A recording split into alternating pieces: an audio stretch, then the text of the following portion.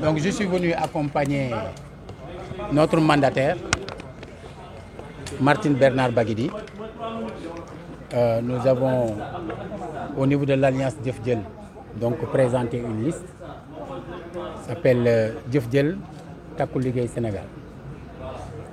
Alors dans cette liste, vous avez quelques groupes qui ont pris la dénomination de Takku Liggéey Sénégal. Et ensemble, nous entendons incarner l'autre position. Nous avons le pouvoir, nous avons l'opposition et nous avons l'autre position.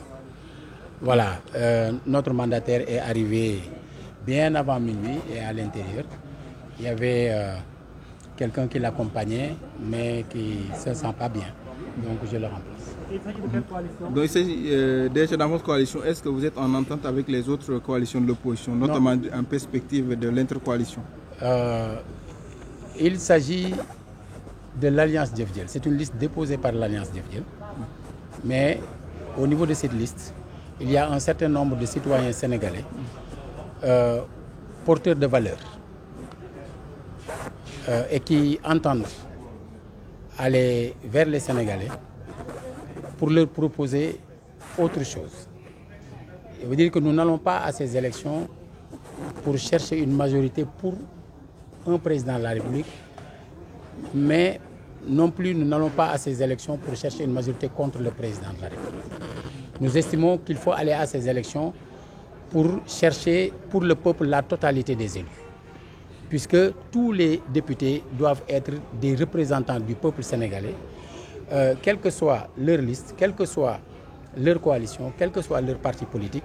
Une fois à l'Assemblée nationale, ce sont des députés du peuple qui doivent représenter le peuple. Et je suis convaincu que si tout le monde adopte cette vision, nous pourrons nous retrouver demain dans une autre Assemblée nationale qui va véritablement respecter les dispositions de notre Constitution, c'est-à-dire que la souveraineté appartient au peuple, qui l'exerce par l'intermédiaire de ses représentants. Mais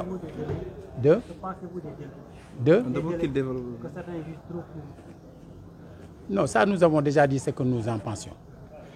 Nous avons été présents lors de toutes les concertations au Radisson, ensuite au ministère de l'Intérieur.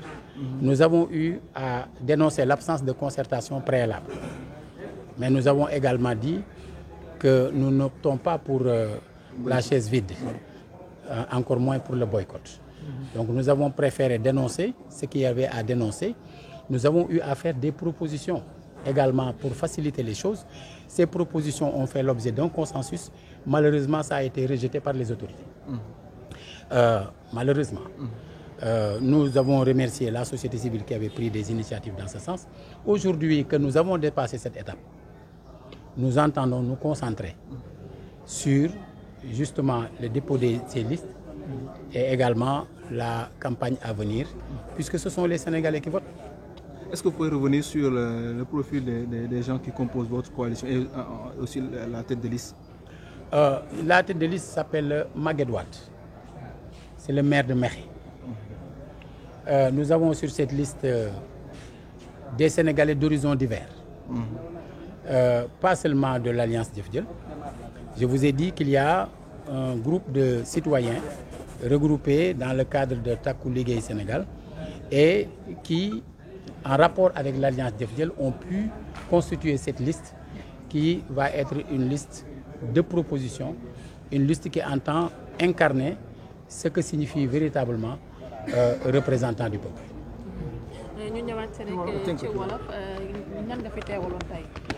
Alliance Jëf Jël moo ñëwoon tey jii pour déposer liste. Martin Bernard Baguidi ñu gën ko miin ci Tina nekk suñu mandataire teel na fi ñëw donc ba nekk ci liggéey bi ki nga xam ne moo ko doon gunge nag xëy na mu am ngant sàkku ma wuutu ko.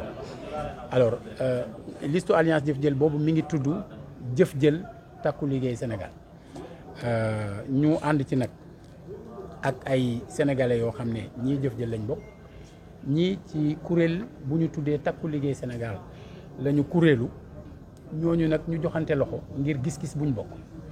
Gis-gis boobu du leneen lu dul élection yi ñu jëm dégg ngeen ñu bëri di wut doole ñii di wut doole ngir jox ko président donte démb leneen lañ doon wax ñii di wut doole pour xeexe ko président donte démb leneen lañ doon wax ñu ni benn doole moo war a am assemblée nationale muy doole askanu Sénégal képp koo xam ne tànn nañ la fa muy téeméer yi ak juróom-benn fukk ak juróom ci ay député ay ndawu askan wi la ñu war a doon buñ fa nekkee waruñu faa nekkal président waruñu faa nekkal parti politique waruñu fa nekkal coalition yeeg parti yi bu ñuy jongante la am njëriñ mais bu ñu jongantee ba noppi ba ñu tànn ñooñu ñu tànn dootuñu ay représentants de parti politique dootuñu ay représentants de clan ay représentant ay ndaw askanu Sénégal lañu kon buñ fa nekkee lépp lu gouvernement indi te mu baax ci askan wi dañ ci war a ànd lépp loo xam ne gouvernement wala beneen député jël na ko comme initiative indi ko te baaxul ci askan wi ñu dàq mu dem. ndax mën nañ xam rek ñan ñoo nekk ci seen bopp. coalition. waaw xam nga nee naa la léegi coalition bi bëri na ñu ci nekk maintenant ki nga xam ne moom la ñu jël def ko tête de liste mu ngi tudd Maguette Wade nekk maire Mékhé du koo xam ne ku ñu xam la ci Sénégal et puis koo xam ne ñu nag moom donte bokkuñu woon parti politique mais dañu mas a bokk ay xalaat bokk ay jëmu bokk aussi lu bëri loo xam ne dañ ci daan waxtaan yàgg am yéene tamit ànd tey jii man sama wàll en tant que koo xam ne donte xëy na moom ci ay at man na ma féete kaw waaye ci politique ñoom ñëpp maa leen mag donc kon dafa jaadu ndax man bi may dugg ci politique Majmour Diop di ma yar 25 février 1980 la woon ma am fukki at ak ñeent boobu kii nekk tey suñu président ba mu amee weer ba ma nekkee ci politique ba mu amee weer la doog gane àdduna kon jaadu na ma mën a considérer ne donte du at yi waaye nag ñoom seen doyen la ma boot leen boot boobu nag moo waral ñu fexe ba nga xamante ni ku ne gis na ci boppam ci biir liste bi